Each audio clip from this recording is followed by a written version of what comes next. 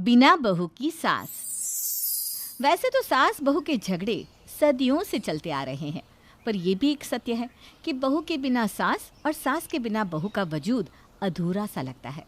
पर क्या हो अगर बहू होते हुए भी बहू ना हो? उलझन में पड़ गए ना आप। मनोरमा के साथ भी कुछ ऐसा ही हुआ जब उसके बेटे ने उससे कहा कि वो अशिता के साथ लिव इन में रहने वाला है। अब यह क्या नया चोचला ले आया मुन्ना तू? लिव इन क्या होता है? हाँ, हम सीधे सीधे तुमसे कह रहे हैं कि शादी कर लो, घर बसा लो, और तुम हो कि यह लिव इन के चक्कर में पड़ रहे हो।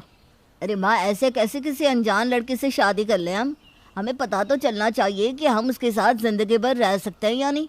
इसीलिए हम पहले लिव इन में रहेंगे, उसके बाद सोचेंगे कि शादी करें या नहीं। अरे सत्यानाश हो आजकल की पीढ़ी का। पता नहीं क्या क्या चौंचले लेकर आते हैं।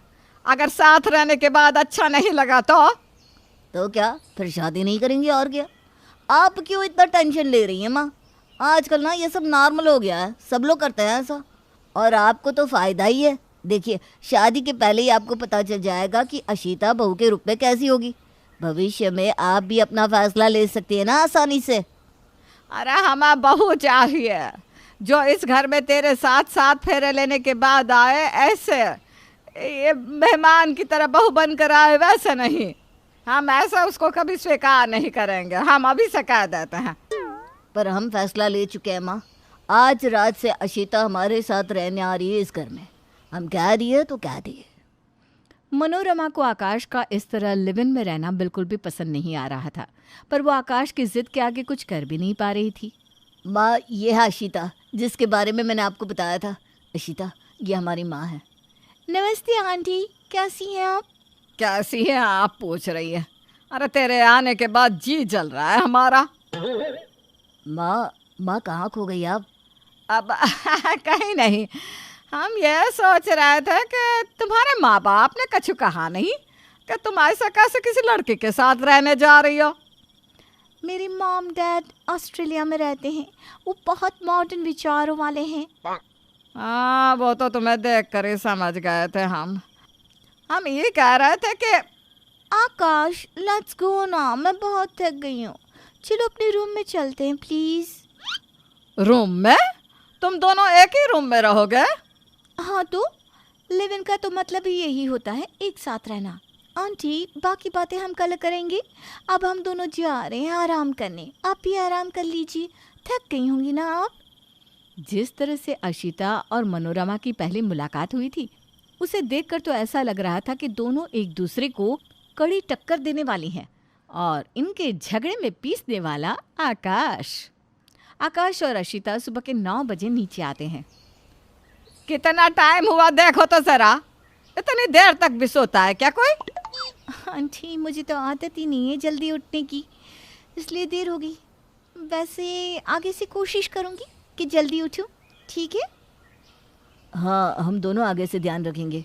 अब ये बताओ, आपने नाश्ते में क्या बनाया है? बहुत भूख लगी है माँ। हमने कछु नहीं बनाया। अरे तू जिसके साथ लिव इन में रह रहा है उसे बोलते रहे नाश्ता बनाने के लिए। हम कहाँ नाश्ता बनाए तुम दोनों के लिए? अरे ये क्या बात हुई? मैं इस घर की बहू थोड़ी ना हूँ जो नाश्ता बनाऊंगी। मैं नहीं बना रही हूँ नाश्ता। आकाश, देखो ना, तुम्हारी माँ मुझे नाश्ता बनाने को बोल रही है। अगर मैंने शादी की होती तो बना भी देती, पर अभी तो हम लिव इन में रह रहे हैं, मैं नहीं बना सकती नाश्ता। और तुम भी अगर हमारी बहू होती तो हम तुम्हारे लिए नाश्ता बना देते, पर अनजान लोगों के लिए तो हम कछु नहीं करने वाले, समझ ले मुन्ना। ठीक है, दोनों चुप हो जाओ, हम बना देते हैं खाना, बस आप दोनों लड़िए मत। आकाश ने बात को ख़त्म करने के लिए खुद ही नाश्ता बना दिया, पर उसने एक मसला अभी सुलझाया ही था कि शाम को दोनों एक और बात पर एक दूसरे पर बरस पड़ी। हम कह दिए ना, हमारे घर में ये सब नहीं चलता। अरे काहे बहस के ये जा रही हो? एक बार में बात समझ में नहीं आती का? तो मैंने भी कह दिया ना कि आप मेरी सास बनी नहीं है अभी तक, तो जो मेरी मर्जी में आएगा, जो मन चाहेगा वैसे ही कपड़े पहनूंगी मैं। अरे देखा मुन्ना, देखा कैसे बात कर रही है मुझसे, और देख तो जरा कैसे कपड़े पहने इसने। बेबी देखो ना, तुम्हारी माँ मुझसे कैसे बात कर रही है। तुम्हें तो ऐसे ही कपड़े पसंद है ना, बोलो ना तुम्हारी मॉम को। बेचारा आकाश बार बार उन दोनों के झगड़े में फंस जाता। मनोरमा और अर्शिता रोज किसी न किसी बात पर लड़ती रहती और आकाश बैठकर उनके मसले को सुलझाता रहता। एक दिन सुबह सुबह दोनों फिर से किसी बात पर लड़ रही थी। हे भगवान, आप दोनों फिर से शुरू हो गई। दोनों शांति से नहीं रह सकती क्या? देख मुन्ना, हमें बिल्कुल पसंद नहीं कि कोई पराई लड़की हमारे घर में इस तरह से रहे, इसीलिए हमें इसकी हर बात पे गुस्सा आता है। और मुझे ये पसंद नहीं कि जिसका मेरे साथ कोई भी रिश्ता नहीं, वो मुझे बार बार टोकती रहे।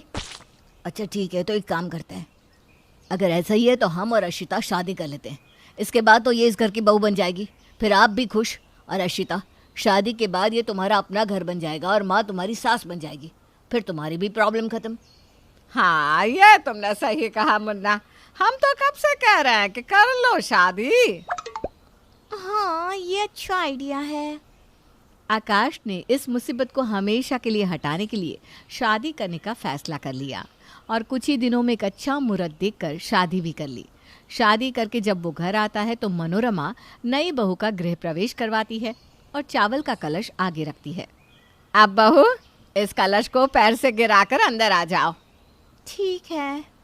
अरे अरे, इतना जोर से नहीं कहा था हमने, अब भी तुम वैसी ही हो, झली बिल्कुल।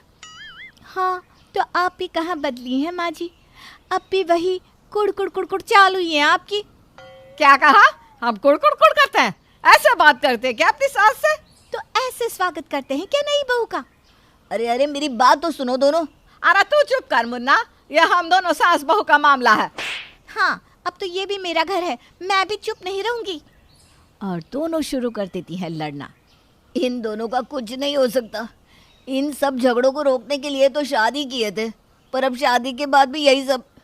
हे भगवान, आपने क्यों बनाया है सास बहू को ऐसा?